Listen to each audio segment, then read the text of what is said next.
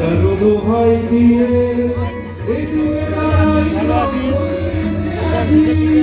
মন্দিরে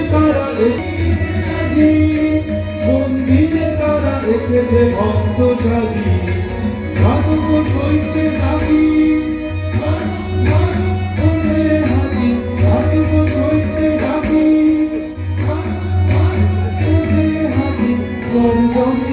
পূজা মন্ত্রের মানবপুত্র তীব্র ব্যথায় বলে ঈশ্বর এ পাত্র বিধান বিষে ভরা দূরে ফেলে দাও তারা একদিন যারা বেড়েছিল তারে দিয়ে রাজার দোহাই দিয়ে যারা বেড়েছিল তারে দিয়ে রাজার দোহাই দিয়ে